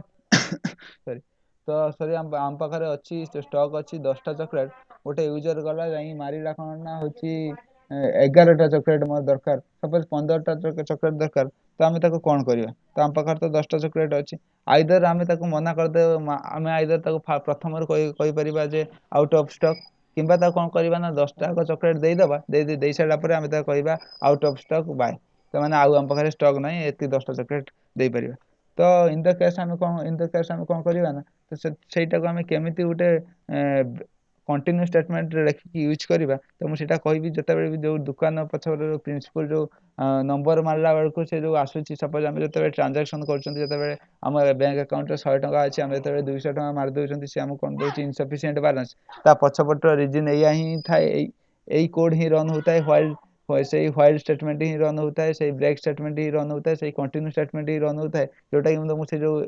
ଏକ୍ଜାମ୍ପଲଟା ଦେଲି ଚକୋଲେଟ୍ ଦୋକାନର ଏକ୍ଜାମ୍ପଲ୍ ତ ମୁଁ ତୁମକୁ କରିକି ଦେଖେଇଲେ ତୁମେ ଟୋଟାଲି ବୁଝିପାରିବ ଯେ ଏଇଟା ଇନିସିଆଲି ଇଣ୍ଟରନାଲି କେମିତି ୱାର୍କ କରୁଛି ତ ତା ପୂର୍ବରୁ ମୁଁ ତୁମକୁ ଜଷ୍ଟ ବ୍ରେକ୍ ଆଉ କଣ୍ଟିନ୍ୟୁ ଭିତରେ ଗୋଟେ ଡିଫରେନ୍ସ ଦେବା ପାଇଁ ମୁଁ ଜଷ୍ଟ କ'ଣ କରୁଛି ନା ତୁମକୁ ଗୋଟେ ଏକ୍ଜାମ୍ପଲ୍ ଦେଉଛି ତ ଏକ୍ଜାମ୍ପଲ୍ଟା ମୁଁ ଫର୍ ଲୁପ୍ ୟୁଜ୍ କରି ମୁଁ କରୁଛି ତ ମୁଁ ତୁମକୁ ପ୍ରଥମରୁ କହିଥିଲି ଏତିକି ମନେ ରଖ ବ୍ରେକ୍ ମାନେ ହେଉଛି ଜଷ୍ଟ ସ୍କିପ୍ ନା ସରି କଣ୍ଟିନ୍ୟୁ ମାନେ ହେଉଛି ଜଷ୍ଟ ସ୍କିପ୍ ଆଉ ବ୍ରେକ୍ ମାନେ ହେଉଛି out of the loop break ମାନେ ଯେଉଁଠି ଆମେ ବ୍ରେକ୍ ୟୁଜ୍ କରିବା ତ ସେ ବ୍ରେକ୍ ପଏଣ୍ଟରେ ପହଞ୍ଚିଗଲା ପରେ ସେ ଯେଉଁ ଆମର ଯେଉଁ ଲୁପ୍ଟା ପୁଣି କଣ୍ଟିନ୍ୟୁ କରେ ସେ ବ୍ରେକ୍ ଯେତେବେଳେ ବ୍ରେକ୍ ପଏଣ୍ଟ ପହଞ୍ଚିଯିବ ସେ ଆଉଟ୍ ଅଫ୍ ଦି ଲୁପ୍ ନେଇ ଆସିବ ଆଉ ତା ତଳକୁ ଯାହା ଥିବ ସେ କିଛି ଏକ୍ଜିକ୍ୟୁଟ୍ କରିବନି ତ କ'ଣ ତ ବ୍ରେକ୍ର ଉପର ଷ୍ଟେଟମେଣ୍ଟ ଯାଏଁ ସେ ଏକ୍ଜିକ୍ୟୁଟ୍ କରିବ ତ ତାପରେ ସେ ଆଉଟ୍ ଅଫ୍ ଦି ଲୁପ୍କୁ ନେଇ ଆସିବ ତାପରେ ଆମକୁ ସେ ଆଉଟପୁଟ୍ ଦେଇଦେବ ଆଉ କଣ୍ଟିନ୍ୟୁ ମାନେ ହେଉଛି ସେଇ ପ୍ରପର ଷ୍ଟେଟମେଣ୍ଟଟା ସ୍କିପ୍ କରିବ ମାନେ ଯେଉଁଠି ଆମେ କଣ୍ଟିନ୍ୟୁ ଲେଖିଥିବା ଓନ୍ଲି ସେଇ କଣ୍ଡିସନଟା ସେ ସ୍କିପ୍ କରିଦେବ ଆଉ ସବୁ ପୁଣି ସେ କ'ଣ କରିବ ନା ଯେତେବେଳେ ଯାଏଁ ଫଲ୍ସ ନ ଆସିଛି ସେ କଣ୍ଟିନ୍ୟୁ କରିବ ତ ମୁଁ ତୁମକୁ ଗୋଟେ ଏକ୍ଜାମ୍ପଲ୍ ଦେଉଛି ତୁମକୁ ମୁଁ ଦେଉଛି ଆମେ ପ୍ରିଣ୍ଟ କରିବା ପାଇଁ ଚାହୁଁଛନ୍ତି କ'ଣ ନା ହେଉଛି ମୁଁ ହେଲୋକୁ 5 ଥର ପ୍ରିଣ୍ଟ କରିବା ପାଇଁ ଚାହୁଁଛି ଓକେ ଠିକ୍ ଅଛି ମୁଁ ସେଥିପାଇଁ ଗୋଟେ ରେଞ୍ଜ ୟୁଜ୍ କଲି ଫର୍ ଆଇ ଇନ୍ ରେଞ୍ଜ କ'ଣ କରେ ନା ଫର୍ ଆଇ ଇନ୍ ରେଞ୍ଜ 5 ତାମାନେ ମୁଁ 5 ଥର यूज ମାନେ 5 ଥର ହେଲୋ ବୋଲି ଲେଖିବି ତ ଫର୍ ଆଇ ଇନ୍ ରେଞ୍ଜ 5 ତ ମୁଁ କ'ଣ କରିବା ପାଇଁ ଚାହୁଁଛି ଯେ ତା ଭିତରେ ମୁଁ କଣ୍ଡିସନ୍ ଦେଉଛି ଆଉ ଗୋଟେ କଣ୍ଡିସନ୍ ଦେଉଛି ମୁଁ ଏଇଟା ଲେଖି ସାରିଲେ ତୁମକୁ ଟୋଟାଲି ବୁଝେଇଦେବି କେମିତି ମୁଁ ଲେଖୁଛି for I in range 5 if କ'ଣ ହେଉଛି ନା if I equal to 3 okay ଠିକ୍ ଅଛି if I equal to 3 if ଆମେ ଦବା ତ ସେମିତି ଆମେ ଫର୍ ବି ମୁଁ ଏଠି ସେମିକୋଲନ୍ ଛାଡ଼ି ଦେଇଯାଇଛି କଲନ୍ ଛାଡ଼ି ଦେଇଯାଇଛି if I equal to 3 ମୁଁ ଏଠି କ'ଣ କରିବା ପାଇଁ ଚାହୁଁଛି ମୁଁ ଏଠି କ'ଣ କରିବା ପାଇଁ ଚାହୁଁଛି କହୁଛି ମୁଁ ତୁମକୁ ଏଠି କ'ଣ କରିବି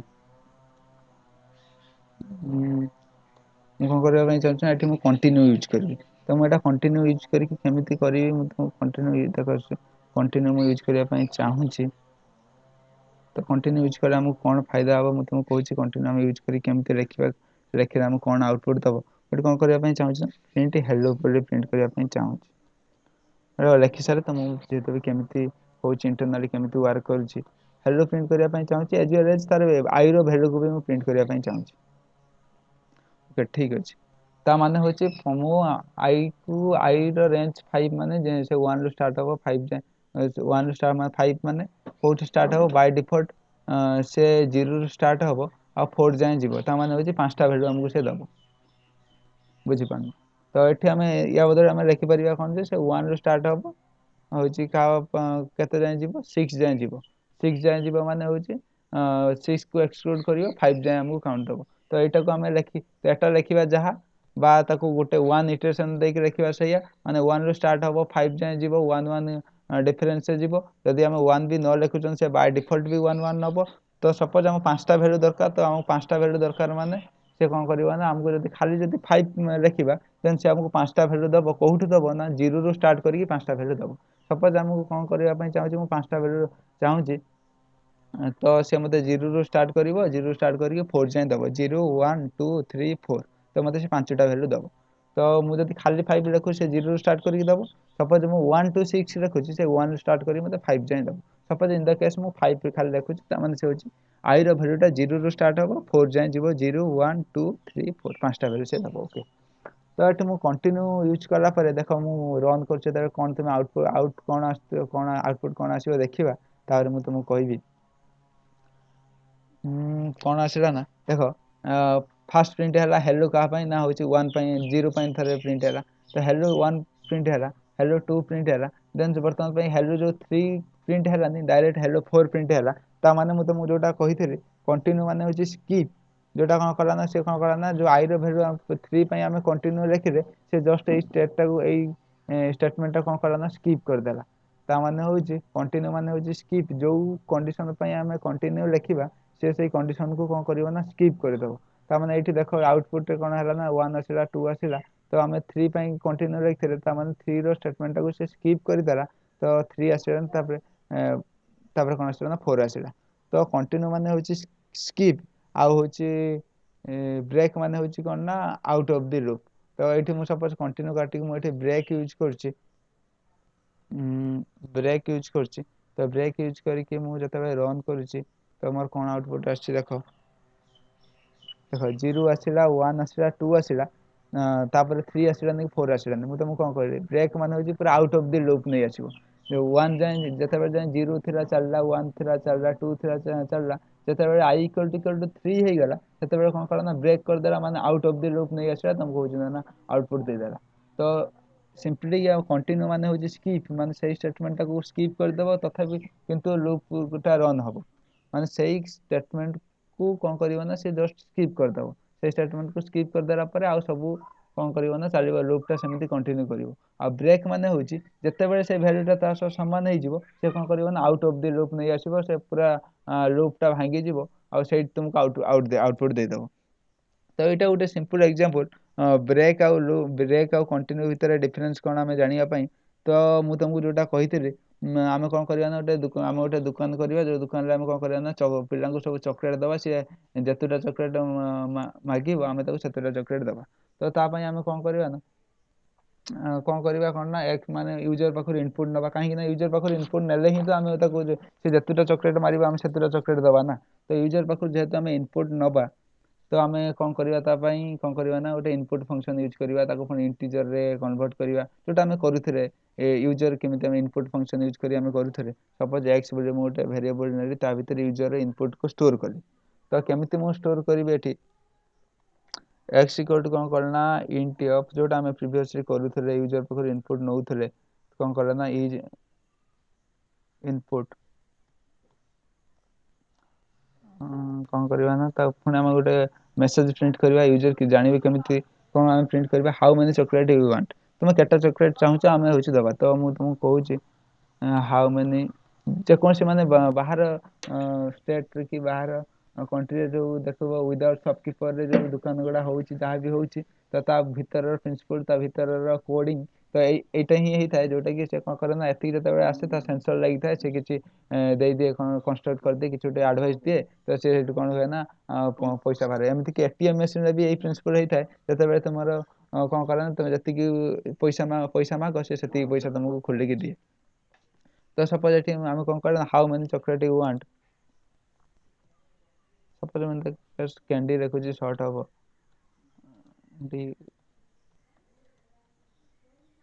ହାଉ ମେନି କ୍ୟାଣ୍ଡି ୟୁ ୱାଣ୍ଟ, ତ ମୁଁ ଏଇଟା କଣ କରେ ନା ୟୁଜର ପାଖରୁ ଇନପୁଟ ଆଣିଲି। ଠିକ ଅଛି, ମୁଁ ୟୁଜର ପାଖରୁ ଇନପୁଟ ଆଣିଲା ପରେ ମୁଁ ଏଠି କଣ କରୁଛି ନା ହ୍ୱାଇଲ ୟୁଜ କରୁଛି। ତ ହ୍ୱାଇଲ ଟା ମୋର ଯେହେତୁ ପ୍ରଥମେ ଷ୍ଟାର୍ଟ ହଉଛି 1 ରୁ ଷ୍ଟାର୍ଟ ହଉଛି, ତ ଏଟା ଟ୍ରାଏ କରିବା ଫର ଲୁପ ଟ୍ରାଏ କରିବା, ତମେ ଫର ଲୁପ ଟ୍ରାଏ କରି ମତେ, ତ ମୁଁ ସେଟା ହ୍ୱାଇଲ ଲୁପ ରେ କରୁଛି, ତୁମେ ତାକୁ ଫର ଲୁପ ରେ କରିକି ମତେ ସେଣ୍ଡ କରିବେ, ଯଦି ବି ନହେଲା ମୁଁ କାଲିକି କରିଦେବି ଫର ଲୁପ ରେ। ତ କଣ ଆମେ କରିବା ନା x ଇକ୍ୱାଲ ଟୁ ଆମେ ୟୁଜର ପାଖରୁ ଇନପୁଟ ଆଣିଲେ, ଇନପୁଟ ଆମେ ୟୁଜର ପାଖରୁ ଆଣି କଣ କଲେ ନା ତାକୁ ହ୍ୱାଇଲ ଲୁପ ଆମେ ଗୋଟେ କଣ କଲେ ନା ଫାଷ୍ଟ ଇନିସିଆଲାଇଜ କଲେ i ଇକ୍ୱାଲ ଟୁ 1, ଦେନ୍ ଆମେ କଣ କଲେ ନା ହ୍ୱାଇଲ ଆମେ ୟୁଜ କଲେ, କଣ ହ୍ୱାଇଲ ୟୁଜ କଲେ i less than equal to x, ଯେତେବେଳେ ଯାଏ i ଟା less than equal to x, ମୁଁ ତମକୁ ବୁଝଉଛି କେମିତି ହେଲା, ତୁମକୁ ଲେଖି ସାରିଲେ ବୁଝେଇଦେବି। i less than equal to x, ତ i less than equal to x, ତ ମୁଁ ଏଠି କଣ କରିବି ନା ମୁଁ ଏଠି ପ୍ରିଣ୍ଟ କରିବି କଣ, ତାପରେ i less than equal to ପରେ ମୁଁ ପ୍ରିଣ୍ଟ କରିବି କଣ ନା କ୍ୟାଣ୍ଡି। ଏଟା ଲେଖି ସାରେ ତାପରେ ମୁଁ କହିବି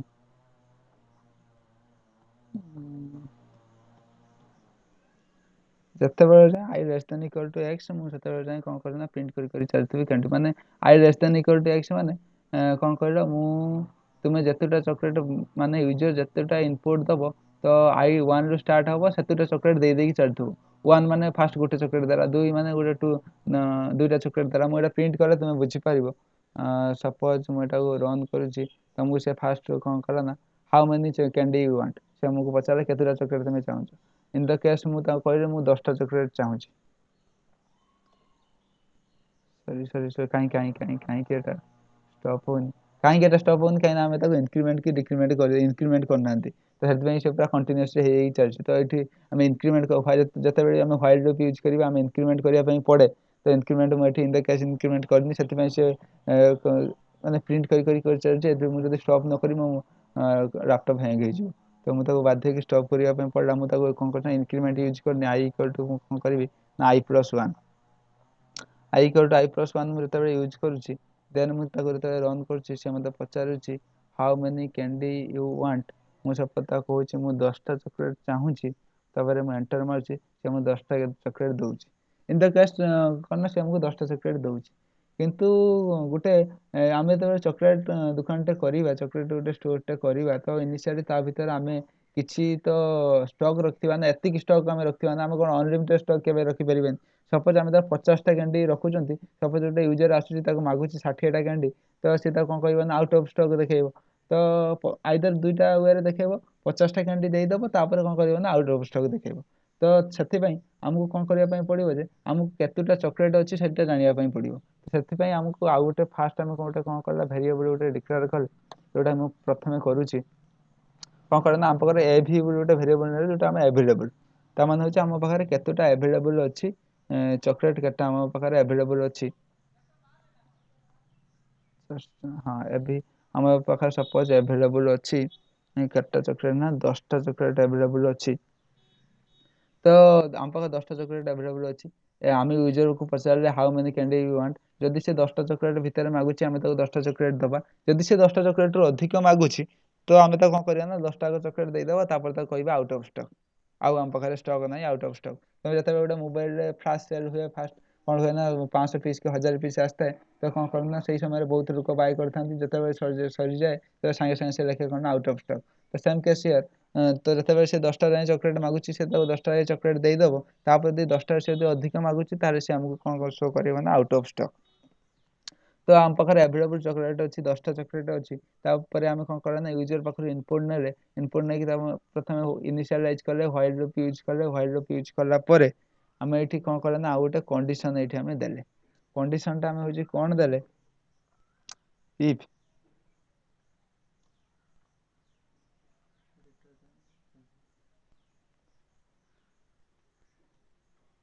less than equal to x, जदि आईटा less than equal to sorry भूल देली, इफ आईटा greater than equal to available, कहीं आमर हूँ जदि आमर अवेलेबल 10टा अच्छी ताठार आम रिक्वायरमेंटा हूँ अधिक मागुची कौन हूँ यूजर अधिक इनपुट अधिक रिक्वायरमेंट कर देखा आउट ऑफ स्टॉक। तो आम ये कौन कला ना if I greater than equal to available, तो अवेलेबल ठार जदि आईटा बड़ हो तो आम कौन करवा ना प्रिंट करवा कौन प्रिंट करवा ना आउट ऑफ स्टॉक। लिखि सारे पूरा बुझेदेवी तुम बुझे पार, तो आम कौन करें ना आउट ऑफ, तो आम कौन करें ना आउट ऑफ स्टॉक प्रिंट करे जदि आई भैल्यूटा अवेलेबल भैल्यू ठार अधिक हो माने अवेलेबल चॉकलेट ठार यदि यूजर रिक्वायरमेंटा अधिक हो आम कौन करवा ना आउट ऑफ स्टॉक बोली प्रिंट करवा। तो आम कौन करवा ना तापर मुझे कौन कर ब्रेक बोली लिखुची, कहीं ब्रेक लिखुची मुझे कहूँ, तो ब्रेक आम एपाई लिखुं तो कौन हम ना देख ये केमी हो ना वर्क कर, तो मुझे ब्रेक ब्रेक माने कही ब्रेक माने कौन करे ना से आउट ऑफ द लूप नहीं आसे। तो आम पाखे 10टा चॉकलेट अच्छी, तो यूजर आमको पचारा how many chocolate you want, तो सपोज आमको कौन कला ना तो आमको ये फास्ट देखला व्हाइल जो से मारुची नोट सपोज से 5टा चॉकलेट मारला, तो बर्तमान आई 1 रु स्टार्ट है देखला 1 less than equal to x, ताने 1 टा हूँ माने 1 टा 5 ठारू सान कहीं से प्रथम 5टा चॉकलेट सपोज यूजर मागी, तो 1 टा जो 5 ठारू सान देन सी हूँ ना भीतर को गला, भीतर जाकि पुणी चेक कला कौन ना हूँ i greater than equal to available balance, मैंने आई हूँ 1 टा अवेलेबल ठारू बड़ कि बड़ नुहे, तो बड़ नुहे माने से कौन कला ना हूँ आउट ऑफ द लूप पड़े आसला, आउट ऑफ द लूप माने एठिक आसला पूरा टोटाल बाहर को आसला माने इफ स्टेटमेंट रू बाहर को आसिक एठी आसिक पहुंचला ये प्रिंट पाखे से गोटे चॉकलेट देला, प्रिंट माने से गोटे चॉकलेट देला, पुणी ये इटरेशन बा हूँ इनक्रीमेंट है तो 2 हो गला आई भैल्यू बर्तमान 2 हो गला, बर्तमान से देखला 2 माने आईटा एक्स ठार सान कि बड़, तो एक्स ठार जेहेतु यूजर 5 बोली मागी मोर 5टा चॉकलेट दरकार,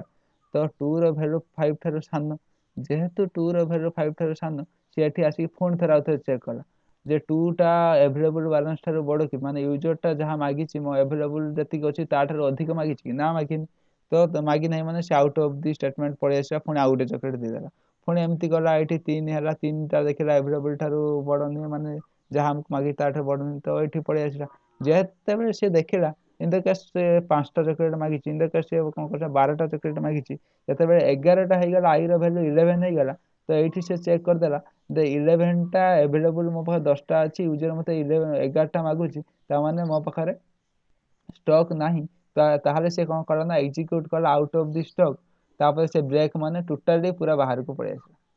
आउ से इंक्रीमेंट कलानी किसी कलानी सी 10टा चॉकलेट फास्ट देदेला, 10टा चॉकलेट दे सारा कौन कला out of the stock print करदेला, तापर ब्रेक करदेला हूँ लूप को ब्रेक करदेला पूरा बाहर को पड़े आसला तुमको आउटपुट देदेला। मुझे रन करके देखा तुमको सपोज मु रन करके देखा रन मेन कर देखा सरी कौटी गोटे भूल अच्छी हाँ ई पाखे मुझे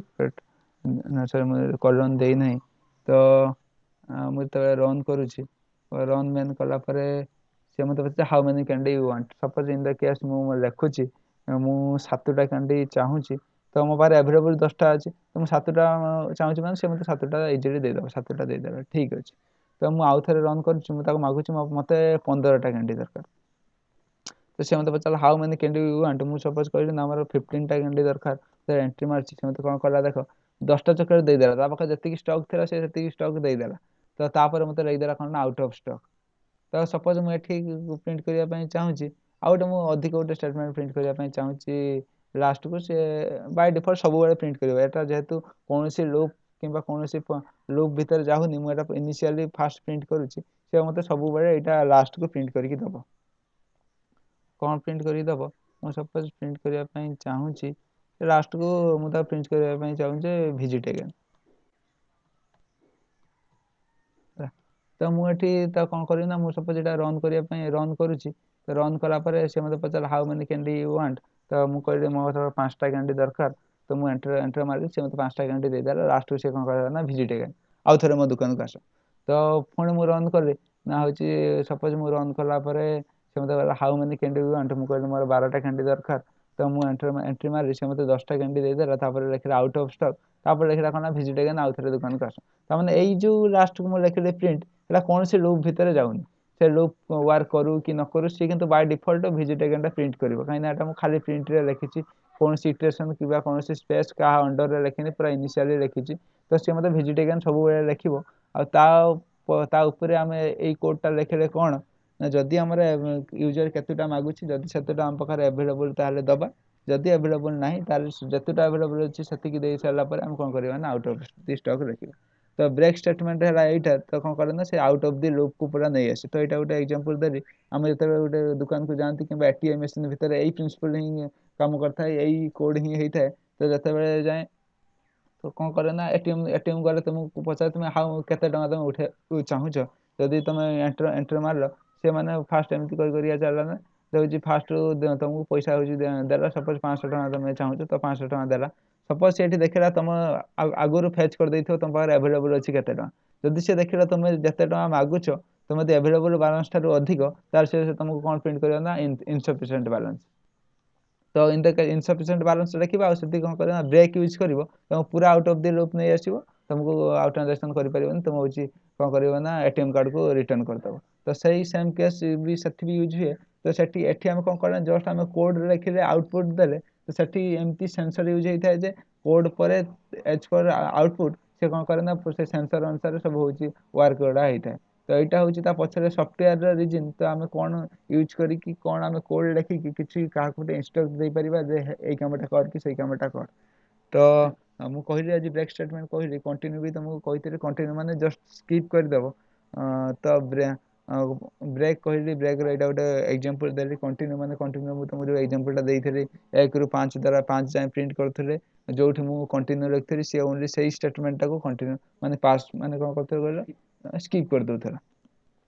ତ ଆଉ ଗୋଟେ ଭ୍ୟାଲୁ ରହିଛି ପାସ୍। ପାସ୍ଟା ବହୁତ କମ୍ ସମୟ ଲାଗିବ, 2-4 ମିନିଟ୍ ଲାଗିବ। ମୁଁ ଖାଲି କହିଦେଉଛି ପାସ୍। ତ ପାସ୍ଟା ଏତେ ଆମେ ଯେତେ ବି ୟୁଜ୍ କଲେଣି, ତ ଯେତିକି ବି ପାଠ ପଢ଼ିଲେଣି, ତ ଅଲମୋଷ୍ଟ ଅଧା ହେଇଗଲାଣି। ପାଇଥନ୍ର ଅଧା ହେଇଗଲାଣି। ପାଇଥନ୍ କ'ଣ ଯେକୌଣସି ପ୍ରୋଗ୍ରାମିଂ ଲାଙ୍ଗୁଏଜ୍ ବେଶୀ ଯଦି ଆମ ଲାଇଫ୍ରେ ୟୁଜ୍ ହୁଏ ଇଫ୍ ଏଲ୍ସ, ହ୍ୱାଇଲ୍ ଫର୍, ଆଉ ୟା ପରେ ଆସିବ କ'ଣ ନା ହେଉଛି ଫଙ୍କସନ୍। ଫଙ୍କସନ୍ଟା ପଢ଼ିଲେ, ଫଙ୍କସନ୍ ମାନେ କିଛି ଫଙ୍କସନ୍ ପ୍ରି ଡିଫାଇନ୍ଡ ହେଇକି ଅଛି, ଆଉ କିଛି ଫଙ୍କସନ୍ ଆମେ ଡିଫାଇନ୍ କରିବା ପାଇଁ ପଡ଼ିବ। ସେଇ କେସ୍ରେ ପାସ୍ର ମୁଁ ସେତେବେଳେ ଗୋଟେ ପ୍ରପର୍ ଏକ୍ଜାମ୍ପଲ୍ ଦେଇପାରିବି ଯେତେବେଳେ ଆମେ କ'ଣ କରିବା ନା ଗୋଟେ ଫଙ୍କସନ୍ ପଢ଼ିବା। ତାପରେ ଫଙ୍କସନ୍ ପଢ଼ିନାହାନ୍ତି, ତଥାପି ମୁଁ ତୁମକୁ ଗୋଟେ ଏକ୍ଜାମ୍ପଲ୍ ଦେଉଛି, ଯେତେବେଳେ ଫଙ୍କସନ୍ ପଢ଼ିବା ତୁମକୁ ବୁଝିପାରିବ। ସପୋଜ ମୁଁ ଗୋଟେ କ'ଣ କଲି ନା, ଗୋଟେ ଫଙ୍କସନ୍ ଡିଫାଇନ୍ କଲି। ମୁଁ ଫଙ୍କସନ୍ର ନାଁ ଦେଲି, ସପୋଜ FUN ନାଁ ଦେଲି, ଗୋଟେ ଡିଫାଇନ୍ କଲି ଫଙ୍କସନ୍। ସେ ଫଙ୍କସନ୍ ଭିତରେ ମୁଁ କ'ଣ କରିବା ପାଇଁ ଚାହୁଁଛି, ପ୍ରିଣ୍ଟ କରିବା ପାଇଁ ଚାହୁଁଛି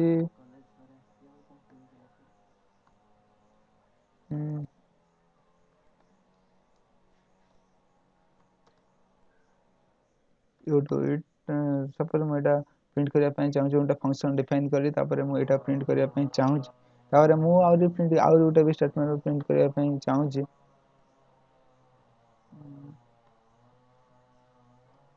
ଏଇ ଦୁଇଟା ହେଉଛି ନା ଷ୍ଟେଟମେଣ୍ଟ ପ୍ରିଣ୍ଟ କରିବା ପାଇଁ ଚାହୁଁଛି।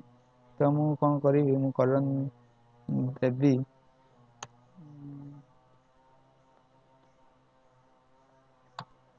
ହଁ, ମୁଁ ଦେଲା ପରେ ମୁଁ କହିଲି ନା, ମୁଁ ଏଠି ପାସ୍ ୟୁଜ୍ କରିବି। ପାସ୍ ମାନେ ହେଉଛି ମାନେ ଜଷ୍ଟ କୌଣସି ଗୋଟେ ଇଏକୁ, କୌଣସି ଗୋଟେ ଷ୍ଟେଟମେଣ୍ଟକୁ ଆମେ କ'ଣ କରିବା ନା ଇଗ୍ନୋର କରିଦେବା। ଇଗ୍ନୋର କରିବା କେମିତି ମାନେ ସପୋଜ ଏଠି କଣ ମୁଁ ଲେଖିବା ପାଇଁ ଚାହୁଁଛି ଏଇ ଫଙ୍କସନ ଅଣ୍ଡରରେ ମୁଁ କଣ ଲେଖିବା ପାଇଁ ଚାହୁଁଛି। ମୁଁ ଯଦି ଖାଲି ଯଦି ଫଙ୍କସନ ବୋଲି କିଛି ଗୋଟେ ଡିଫାଇନ୍ କଲି, ଫଙ୍କସନ ଡିଫାଇନ୍ କରିସାରିଲା ପରେ ମୁଁ ତା ଅଣ୍ଡରରେ କିଛି ନ ଲେଖୁଛି, ତାହେଲେ ସିଏ ମୋତେ କଣ କରିବ ନା ଆଉ ମାନେ ଏରର ଦେଖେଇବ। କିନ୍ତୁ ମୁଁ ଗୋଟେ ଫଙ୍କସନ ଗୋଟେ ଡିଫାଇନ୍ କଲି, କିନ୍ତୁ ତା ଭିତରେ କଣ ମୁଁ ଲେଖିବା ପାଇଁ ଚାହୁଁଛି ଏବେ ମୁଁ ଜାଣିନି, ହୁଏତ ପରେ ମୁଁ ଯେତେବେଳେ କାମ କରି ଯିବି, ସେତେବେଳେ ମୁଁ କଣ ଲେଖିବି ଏଠି ମୁଁ ଜାଣିପାରିବି। ତ ସେଥିପାଇଁ ମୁଁ ଫାଷ୍ଟ ଗୋଟେ ଫଙ୍କସନ ଡିଫାଇନ୍ କରିଛି। ଫଙ୍କସନ ଡିଫାଇନ୍ କଲା ପରେ ମୁଁ ସେଠି କଣ ଲେଖିବି ଜାଣିନି, ମେ ବି ପରେ ଜାଣିପାରେ, ପରେ ଜାଣିଲେ ମୁଁ ସେଠି ଫଙ୍କସନ ସେଠି ମୁଁ କଣ କରିବି ନା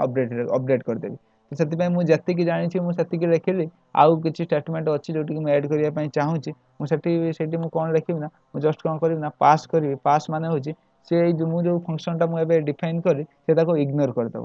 ତ ଇଗ୍ନୋର ମାନେ ମୁଁ ଯେତିକି ବି ଷ୍ଟେଟମେଣ୍ଟ ତା ଭିତରେ ରଖିଛି ସେ ହଉଛି ଇଗ୍ନୋର କରିଦେବ। ମୁଁ ସପୋଜ ଏଇଟା ରନ୍ କରିକି ଦେଖଉଛି, ରନ୍ କଲେ ଆସିବ କି ନାହିଁ ମୁଁ ଜାଣିନି, ଯେହେତୁ ଆମେ ଫଙ୍କସନ ଜାଣିନାହାନ୍ତି। ତ ଫଙ୍କସନ ଆମେ ଡିଫାଇନ୍ କରିନାହାନ୍ତି, ତ ସେଥିପାଇଁ ଆସିଲା। ତ ଏଇଟା ତମେ ଜାଣ, ମୁଁ ଯେତେବେଳେ ଫଙ୍କସନ ଯେତେବେଳେ ଆମେ ପଢିବା, ମୁଁ ସେତେବେଳେ ହଉଛି ତୁମକୁ କହୁଛି ନା କହିଦେବି କେମିତି ଆମେ ହଉଛି ୟୁଜ୍ କରୁଛନ୍ତି, କଣ ହଉଛି ପାସ୍କୁ କେମିତି ଆମେ ୟୁଜ୍ କରୁଛନ୍ତି। ତ ପାସ୍ ମାନେ ହଉଛି ଜଷ୍ଟ ସେ କଣ କରିବ ନା ସେଇ ଷ୍ଟେଟମେଣ୍ଟକୁ ସେ ଇଗ୍ନୋର କରିଦେବ। କଣ୍ଟିନ୍ୟୁ ମାନେ ହେଲା କଣ, ସେ ଜଷ୍ଟ ସ୍କିପ୍ କରିବ। ବ୍ରେକ୍ ମାନେ ସେ ଆଉଟ୍ ଅଫ୍ ଦି ଲୁପ୍ ନେଇ ଆସିବ। ଆଉ ପାସ୍ ମାନେ ହଉଛି ସେ ସେଇ ଷ୍ଟେଟମେଣ୍ଟକୁ କଣ କରିବ ନା ଇଗ୍ନୋର କରିବ। ତ ଯେତେବେଳେ ମୁଁ ଫଙ୍କସନ ପଢିବା, ମୁଁ ସେତେବେଳେ ପୁରା କହିଦେବି ଡିଟେଲ୍ସ ପାସ୍ର ଗୋଟେ ଏକ୍ଜାମ୍ପଲ ନେଇକି ତମକୁ ବୁଝେଇଦେବି। ତ ଆଉ କାହାର କଣ ଡାଉଟ୍ ରହିଲା ହଉଛି ପଚାର, ତାପରେ ଆମେ କଣ କରିବା ନା କ୍ଲୋଜ୍ କରିବା। ଆଉ କାହାର ବି କଣ କିଛି ଯଦି ଡାଉଟ୍ ଅଛି ବୁଝିପାରିଲାନି, ଯଦି ସବୁ ବୁଝିପାରିଲ ତାହେଲେ ହଉଛି ନେକ୍ସଟ କ୍ଲାସରେ ଆମେ ହଉଛି ଫଙ୍କସନ ପଢିବା କି ଆଉ କଣ। ଆମେ କଣ କରିବା ନା ପ୍ୟାଟର୍ନ ପ୍ରିଣ୍ଟ କରିବା। ବହୁତ ସାରା ପ୍ୟାଟର୍ନ ଅଛି, ଫର ଲୁପ୍ ୟୁଜ୍ କରି ପ୍ରିଣ୍ଟ କରିବା। ଫର ଭିତରେ ଆଉ ଗୋଟେ ଫର କେମିତି ୟୁଜ୍ କରିକି ଆମେ ପ୍ରିଣ୍ଟ କରିପାରିବା ଦେଖିବା। ଯଦି କିଛି ବି କଣ ବି ବୁଝି ନ ପାରିଲ ହଉଛି ପଚାର, କହିବା ଦେଖିବା କଣ ହଉଛି। ଆଉ ଯଦି ବି ବୁଝିପାରିଲ ତାହେଲେ ହଉଛି କାଲି ସେଇ ପ୍ୟାଟର୍ନ ପ୍ରିଣ୍ଟ କରିବା ଆଉ ଦେଖିବା କଣ ପଢେଇବା। ଆଉ ହଁ ହଉଛି କାଲି ଟାଇମଟା ଆମେ ବି ଚେଞ୍ଜ କରିବା, କାହିଁକିନା କ୍ଲାସ୍ ଫ୍ଲାସ୍ ରହୁଛି, ପିଲାମାନଙ୍କର ସମସ୍ତଙ୍କର ବହୁତ ଜଏନ୍ କରିପାରୁନାହାନ୍ତି। ତ କାଲି ଆମେ ଦେଖିବା, ମୁଁ ବି ରେକର୍ଡେଡ୍ ଭିଡ଼ିଓ ବି ସେଣ୍ଡ କରିଦେବି, ଯେଉଁମାନେ ବି କ୍ଲାସ୍ ନ କରୁଛନ୍ତି ଦେଖିବେ। ଠିକ୍ ଅଛି, ଆଉ କାହାର ଯଦି କିଛି ଡାଉଟ୍ ଅଛି ପଚାର, ନହେଲେ ଏଣ୍ଡ କରିଦେବା ଏଇଠି।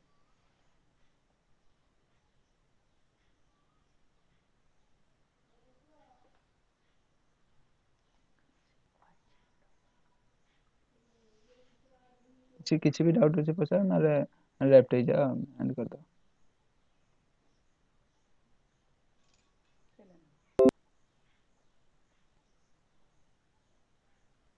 କଣ